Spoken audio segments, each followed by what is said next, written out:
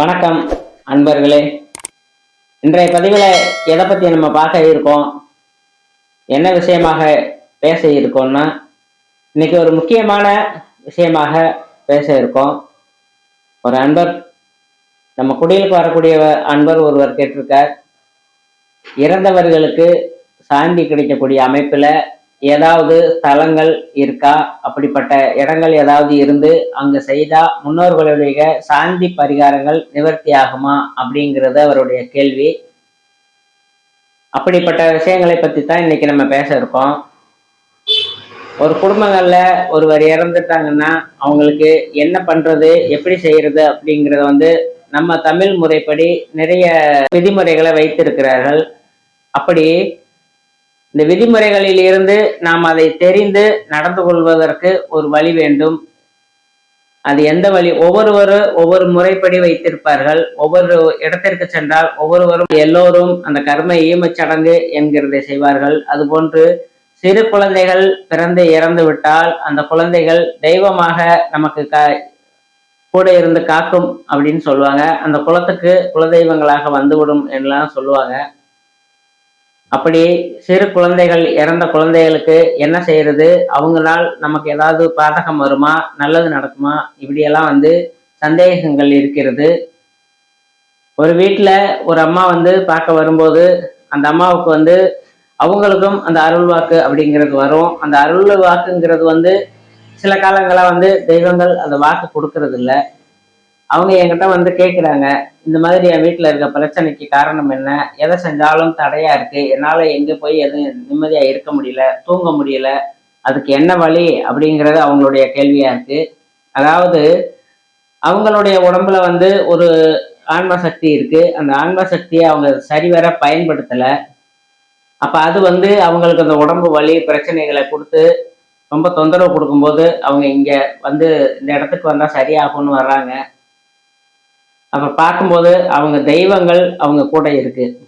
அதுதான் அவங்களுக்கு அந்த தொந்தரவு பிரச்சனையை கொடுக்குது.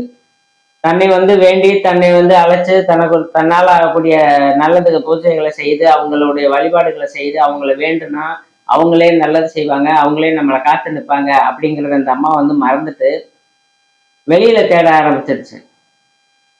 பார்த்த எல்லா விஷயங்களும் அவங்களுக்கு சொல்லிட்டோம். சொன்னதுக்கு அப்புறம் பார்த்தீங்கன்னா அவங்க மேலேயே அருளை இறங்கி அந்த அம்மா குடும்பத்துல என்ன நடக்குதுங்கிறத தெய்வமே வாக்கா சொல்லிருச்சு. அப்படி சொன்னதுக்கு அப்புறம் இதை செஞ்சுக்குங்க அப்படின்னு சொல்லி நம்ம அனுப்பி வைக்கிறோம். சிலர் அவங்க வீட்டுல இது என்ன பிரச்சனைனா, அவங்களுடைய கணவர் கூட பிறந்த ஒரு கன்னி சின்ன குழந்தைகளே சின்ன பிள்ளைங்களே இறந்துருக்காங்க. அவங்க நான் தெய்வமா இருக்கேன், என்னை எடுத்து வணங்குங்க, இந்த குடும்பத்துக்கு நான் நல்லது செய்யறேன்னு சொல்லி வாக்கு கொடுத்துருக்காங்க. இவங்கள சில காலம் வழிபாடு பண்ணியிருக்காங்க. அதுக்கப்புறம் அதை பத்தி யோசனை பண்ணல. குடும்பங்கள்ல கஷ்டம் வருது, அதனால அதை வழிபாடு செய்தும் பிரயோஜனம் இல்லை அப்படின்னு சொல்லி விட்டுறாங்க. அது தொந்தரவு கொடுக்க ஆரம்பிச்சிருச்சு. இந்த குடும்பத்தை விட்டு வெளியேறி அதனால போக முடியல. அந்த மாதிரி இறந்தவங்களுடைய பிரச்சனைகளும் வரும். அதே மாதிரி பெரியவங்களும் இறந்துட்டாங்கன்னா, ஒரு நல்ல கதியில நல்ல ஆன்மாவா இருந்து இறந்தாங்கன்னா சில காலம் அவங்களும் நமக்கு உதவியா இருந்து குடும்பங்களுக்கு ஏதாவது வழி நடத்தணும் அப்படிங்கிற எண்ணத்துல இருந்தாங்கன்னா அதை செய்வாங்க. அப்படிப்பட்டவங்களை நம்ம தெரிஞ்சு அவங்களுக்கு நல்ல முறையில சாந்தி பரிகாரங்களை செய்து குடும்பங்கள்ல சுபிச்சம் பெறணும். இறந்துட்டா மட்டும் சம்மந்தம் இல்லை அப்படின்னா உடலுக்குன்னு சம்மந்தம் இல்லையே தவிர உயிருக்கும் ஆன்மாவுக்கும் சம்மந்தம் உண்டாகும். அப்படிப்பட்ட நினைவுகள்ல எண்ணங்கள்ல அவங்க அதிகமான எண்ணத்துல இருந்தாங்க. அதாவது ஒருவர் இறக்கும் போது எண்ணங்கள் அதிகமாக இருந்துச்சுன்னா அவங்களால இதை விட்டு வெளியேறி போக முடியாது. அப்படி இருக்கக்கூடிய தருணத்துல அவங்க என்ன செய்வாங்க அப்படின்னா, எப்படியாவது இந்த நம்ம குடும்பத்துக்கு ஒரு நல்லது செய்யணும், அவங்கள காப்பாற்றணும் அப்படிங்கிற எண்ணத்துல இருப்பாங்க. அப்படிப்பட்ட எண்ணங்கள் இருந்து அதை நடத்த முடியலன்னா, இறந்துட்டாங்கன்னா ஆன்மாவா இருந்து அந்த உயிர் அணுக்கள் நமக்கு அந்த உணர்வுகளை கொடுத்து அதை நடத்தும். அதை தெரிஞ்சுக்காம விட்டுட்டோம்னா அது ரொம்ப கஷ்டப்படுத்தும். இது மாதிரி எல்லாம் இருக்கு. ஏன்னா சில குடும்பங்கள் ரொம்ப கஷ்டப்படுவாங்க. அவங்களுடைய குடும்பாதிபதிகளே தோஷங்களாகி நிற்கக்கூடிய அமைப்புகள்லாம் வரும். இதெல்லாம் பூர்வீக கர்மவினை தோஷங்கள்ல அதிகமா பாதிக்கப்பட்டு அந்த வேதனையோட இறக்கக்கூடியவங்களுடைய ஆன்மாக்கள் அதை நிவர்த்தி பண்றதுக்கு வழி தெரியாம அலைஞ்சிட்டு இருக்கும். அவங்களுக்கு நிவர்த்தி கிடைக்காது. உயிரோடு இருந்து உடலோடு இருந்து எப்படியெல்லாம் துன்பங்களை அனுபவிக்கிறோமோ அதே போன்று இறந்ததற்கு பின் ஆவியாக இருந்து காற்றோடு காற்றோடு கலந்து ஒளியோடு ஒளியாக கலந்து இப்படியெல்லாம் வந்து இருந்து இந்த உணர்வுகளும் அந்த ஆன்ம அலைகளும் வந்து செயல்படும் என்பது உண்மை. அப்படி செயல்படக்கூடிய நிலைகளில் தான் சில விஷயங்களை வந்து சிலருக்கு வந்து உடம்புல ஏதோ பிரச்சனை இருக்கு, ஏதோ ஏதோ பேசுறாங்க அப்படிங்கிறதெல்லாம் வந்து நடப்புல இருக்கக்கூடியது தான். இது வந்து இல்லைன்னு சொல்லி மறுப்பதற்கு இல்லை.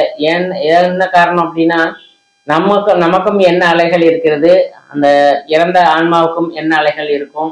அந்த என்ன அலைகள் வந்து காற்று அலையிலே கலந்து அது ஒவ்வொருவருடைய உடம்பிலே படும்போது அது ஒரு சில உணர்வுகளை கொடுக்கும். நம் உடம்பிலே பூத நாடி என்கின்ற அந்த பூத வாயு அதிகமாக செயல்படும் காலங்களிலே நமக்கு அது போன்ற உணர்வுகளும் பிரச்சனைகளும் உண்டாகும். நல்ல ஆத்மாக்கள் நல்ல ஒரு ஞான வழியில, ஒரு சித்தர் வழியில போறவங்க, ஒரு நல்ல தெய்வீக வழியில போறவங்களுக்கு இறந்துருக்காங்கன்னா அவங்களுடைய ஆன்மாக்கள் வந்து அதே மாதிரி வழியில் செல்லக்கூடியவங்க மேல வந்து படியும். அப்படி படியக்கூடியதுதான் குருநிலை என்று சொல்வார்கள். சில ஆன்மாக்கள் கூட இருந்து அவங்களுக்கு நல்லது செஞ்சவர் வந்து திடீர்னு வந்து வாக்கு சொல்றதும், இல்ல பிதற்றுறதும், இல்ல ஒரு காரியங்களை குறிச்சு இது நடக்கும்னு சொல்றதும், இப்படி ஒரு ஆன்மாக்கள் அந்த உடம்பிலே வந்து இருப்பதன் காரணமாகத்தான் அப்படியெல்லாம் நடக்கிறது. ஆகையால் நாம் வந்து செய்யக்கூடியது என்னவென்றால், இது போன்ற நடக்கக்கூடியதை ஆராய்ந்து அதற்குண்டான வழிகளையும் நல்ல முறைகளையும் தேடி, நம் முன்னோர்கள் எப்படி இறந்திருக்கிறார்கள், ஒரு தகப்பனார் இறந்து விட்டால் அவர் என்ன இந்த கதியிலே இருக்கிறார் என்பதை ஆராய்ந்து அதற்கு தகுந்தா போல் அந்த கர்ம காரியங்களை செய்து விட்டால் அடுத்த பிறவிகளில் அவங்கள் சுபட்சமாக பிறந்து நல்ல ஒரு நிலையிலே வாழ தகுதியாக இருக்கும். நம் முன்னோர்களுக்கும் செய்யும் பாக்கியமாக நம் முன்னோர்கள் நம் தமிழ் முறைப்படி நிறைய விஷயங்களை கர்ம காரியங்களுக்காக எடுத்து செய்திருக்கிறார்கள். அதை வந்து தெரிந்து நடந்து அதன்படி அமாவாசை திதி என்று அமாவாசை அவர்களுக்கு தில தர்ப்பணம் கொடுக்க வேண்டும். அதே போன்று வருஷக திதி என்பது அவங்களை இறந்த திதி காலங்களிலே நாளிலே சென்று அவங்களுக்கு திதி பரிகாரங்கள் செய்ய வேண்டும். முன்னோர்களுக்கென்று சில காலங்கள் இருக்கிறது. அப்படி வருடத்திலே 4 பெரிய அமாவாசைகள் வரும். அந்த காலங்களிலே முன்னோர்களுக்கு அதை செய்து கொள்ளலாம். இப்படியெல்லாம் வழிமுறைகள் இருக்கிறது. இது போன்று செய்யாது நிறைய குடும்பங்கள் அந்த கர்மாதிபதி யோகத்திலே நிறைய பிரச்சனைகளை சந்திப்பதை நாம் கண்டு இருக்கிறோம்.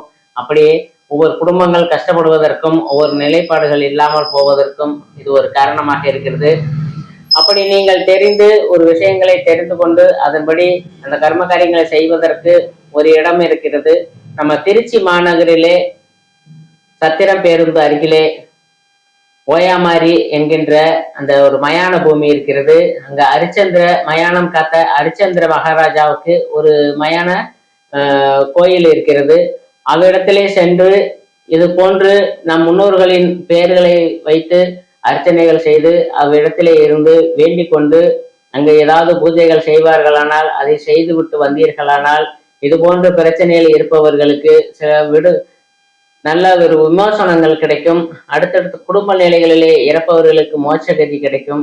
இப்படிப்பட்ட விஷயங்கள் எல்லாம் இருக்கிறது. இதை தெரிந்து அன்பர்களும் தெரிந்து கொண்டு இது போன்ற பிரச்சனைகள் இருந்து விடுபடுவதற்கு இந்த காணொளி ஒரு நல்ல ஒரு அமைப்பாக இருக்கும் என்று இந்த காணொளியை உங்களிடம் உரையாடி அதை போடுகிறோம்.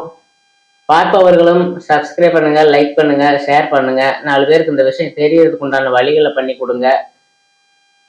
தெரிந்த நல்ல விஷயங்களை ஒருவரையேனும் பயனடைந்தால் அது யாம் அடியேன் செய்த பாக்கியமாக இருக்கும்.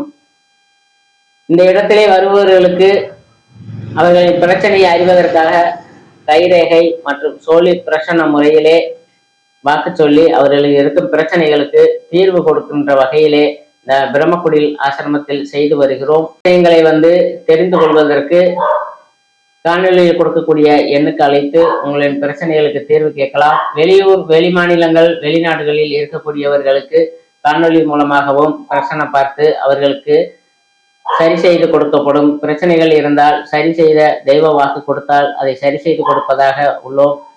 இந்த நம்பருக்கு அழைத்து பயனடைய அன்போடு வேண்டுகிறோம். இறைவனும் இறைவியும் உங்களை காக்கட்டும், நல்வழிப்படுத்தட்டும். இறை வணக்கங்கள்.